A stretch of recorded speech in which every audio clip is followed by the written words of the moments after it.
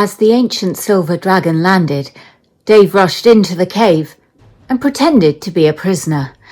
Mia, looking terrified, froze. I waved at the dragon and said, "Hi, we saved your baby. It's in the cave," as a rumble began to form in its throat. I ran behind some trees.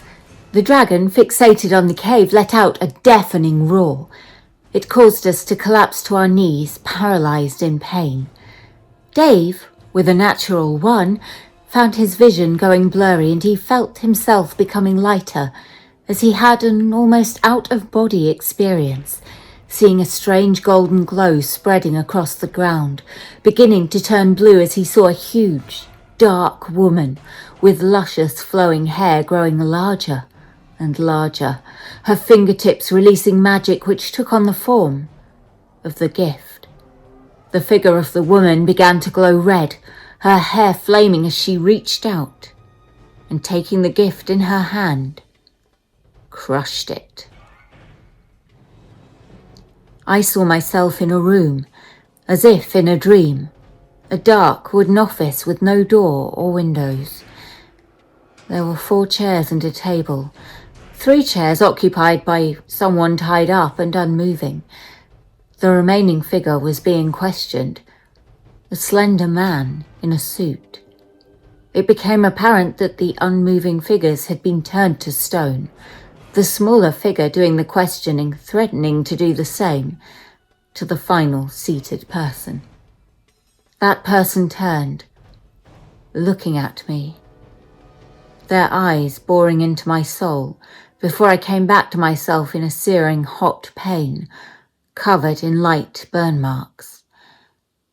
I had recognized the face of my father. Seth, carefully approaching at the sound of the roar, found himself also affected. He saw a silver circular object which his people recognized as the Green Guardian and worshipped. Seth had heard it described but had never seen it. 8 spikes surrounded it as it lay in a cave. Then they shot off in different directions. The silver object was left, seeming to emanate a weaker power as though some of it was missing.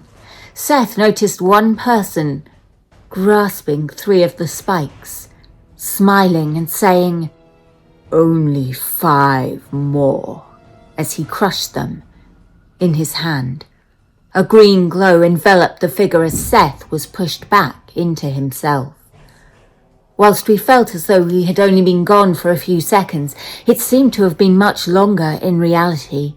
Mia was grasped by the dragon like a rag doll, a sword held in her hand in a vice-like grip, a black blade with a green glow. Dave alone, with an unusual natural 20, observed the word daughter engraved on the sword. Whilst her body was limp, her grip on the handle was vice-like. The dragon beckoned for its baby to come out. Dave, like a hero, picked it up and carried it out, or at least he tried to. He accidentally put his hand into the wound on the baby dragon as he lifted it, squeezing it hard and causing it to squeal in pain. The dragon squeezed Mia tightly before flinging her into the distance. It reached into the cave, clawing the other prisoners as it did so, fatally slaughtering all of them. Dave used his lay on hands ability to aid the baby dragon, and the parent, whilst noticing this, scooped it up and flew away, emitting another roar as it did so, flying in the direction of high hills. Seth asked if anyone else had had a strange vision. Dave asked if Seth had had one, and Seth replied that yes, the wording of the question did indicate that. Dave informed us he saw a giant lady and confirmed it was a vision, and not a dream. I mentioned what I had seen, and Dave suggested that perhaps Seth had burned me. He did like setting stuff on fire, after all. Seth wanted to loot the corpses of children and ensure they were all dead. That seemed dark. I suggested he burn them. That way they wouldn't need buried and he might get his fire starting out of his system. Then I decided to set a fire. I picked up a piece of cotton fluff before Dave rugby tackled me to the ground and called me his bitch. I got on all 4s and began barking like a dog. doing a very convincing Chihuahua impression. Dave rode me back to Cotton Hill Haven to inform the citizens what had happened. Seth remained alone with the bodies, the light fading. He heard a rustling from the back of the cave, and a figure he recognized approached him. It asked whether he had found the girl. Seth replied that there were no survivors. He did not find the girl or the item. He filled his strange colleague in on events, and the stranger seemed very interested in the sword Mia was holding. Seth assured him that he planned to retrieve the sword, but that it would involve pursuing a dragon. The friend told him it wouldn't be difficult for a man of his talents. Seth mentioned he had friends, and the stranger whispered that there were a couple of weirdos riding each other whom he had passed. Seth explained that those were his friends. The stranger asked him if he needed help, and Seth assured him it would be fine.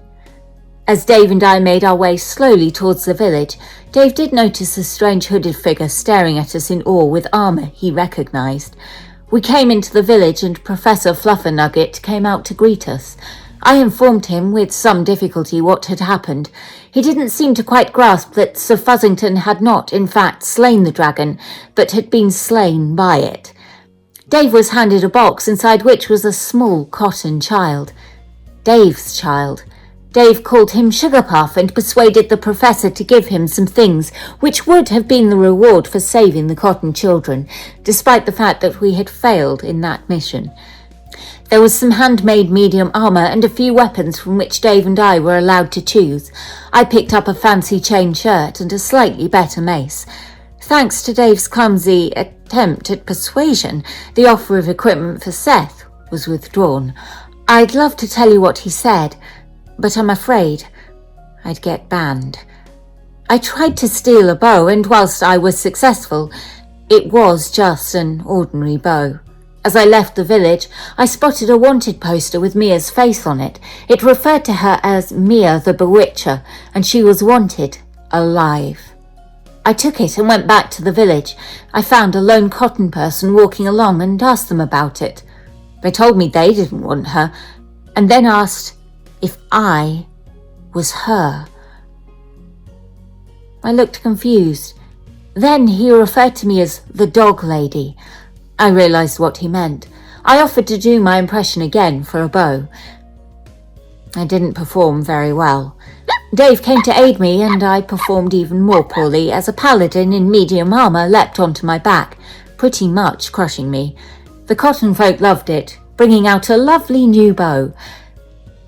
It was tiny. I suggested Dave give it to Sugarpuff, or, as the DM called him by mistake, Sugar Daddy. We returned to the cave where we found Seth filling him in. Dave and I took a long rest while Seth took watch, Sugarpuff sitting next to him and chattering incessantly, the only word he could say being, "Daddy?" Before going to sleep, I wild-shaped into a pseudo-dragon. Unable to fly, I walked around the cave with Sugarpuff riding me. After an hour, I was shattered. He was not. I went to sleep, and he went to annoy Seth. Seth attempted to teach him how to use a bow with absolutely no success. As we woke, we found Sugarpuff attempting to shoot arrows, seemingly under the belief that an arrow was supposed to split in half when fired. In frustration, he threw the bow to the ground. Dave picked it up and showed him how to use it, his thumb pressing a small symbol carved into the bow. A plus sign. It grew suddenly to the size of a normal short bow, and then shrank back down as Dave removed his thumb. In surprise, Dave touched it again, and once again it grew. Sugarpuff looked at Dave in confusion, and Dave told him that Daddy doesn't know.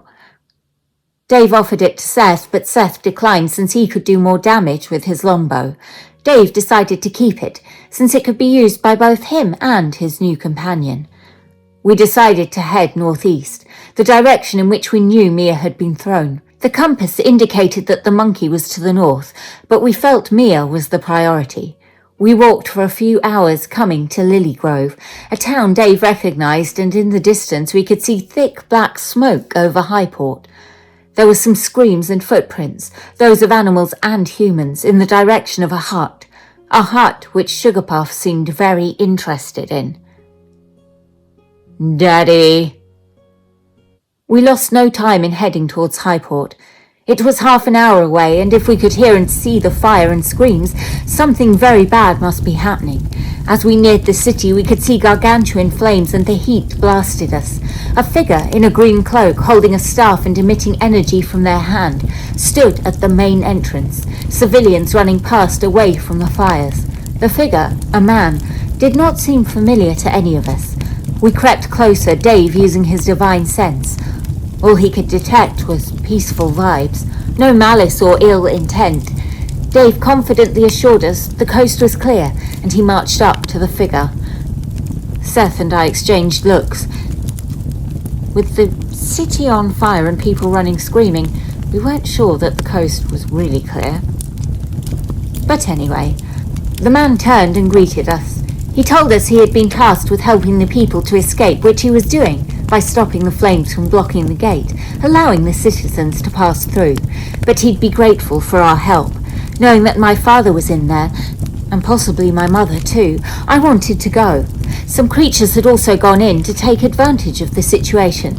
Seth asked who had tasked this man with this mission, and he answered it was the mayor, and that if we were able to help, we would be granted 50 gold per person we saved. I had no interest in the gold. My parents were in there, tied up and taken captive. Initiative was rolled. Seth was up first, taking his short sword out and attacking the nearest knoll to draw its attention away from the humans. Dave was next, giving the potion of courage to his son, Sugarpuff. Sugarpuff's pupils began to twitch as his fur fluffed up and spiked, and he seemed to grow larger and larger. He was about 12 feet tall by the time he pretty much swallowed a knoll whole. A knoll swiped at Seth and missed. The half-chewed knoll Sugarpuff had spat out turned and thrust a spear into the chest of the nearest human before trying to flee, a blood trail behind him. I used my starry archer form and thorn-whipped the nearest knoll. I missed, but he came after me, his spear dealing 4 points of piercing damage. 2 more gnolls made their attacks on the humans. Seth cast Hunter's Mark on the gnoll pursuing me, then fired an arrow through the flames at him. It caught light and slammed into him, dealing extra fire damage. The gnoll was badly injured, but still alive.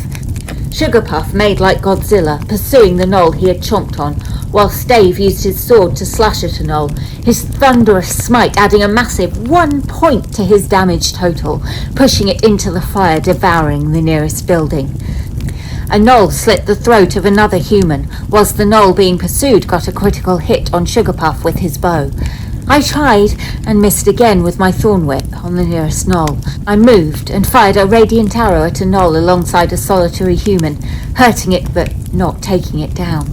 The gnoll chasing me failed to hit, but the other gnoll slaughtered another human.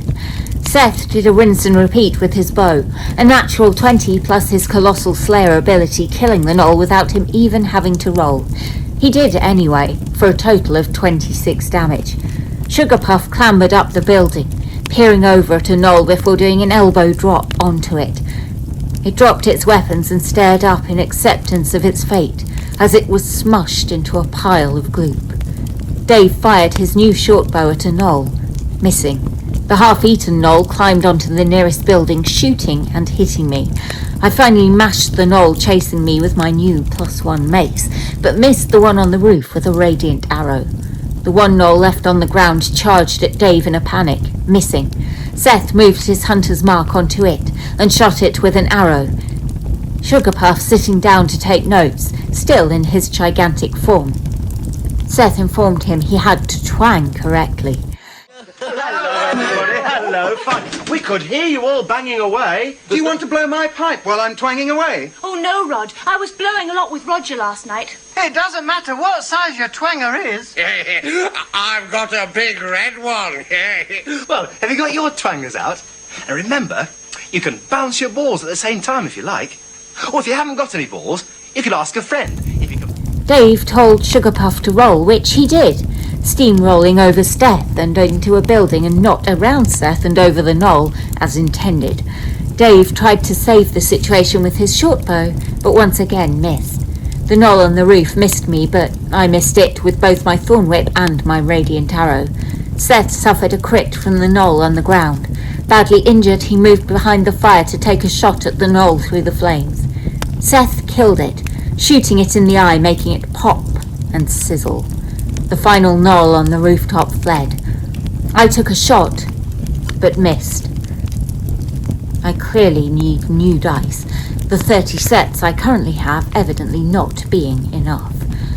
And here is where we pause for now, amongst flaming buildings and various corpses, unsure what.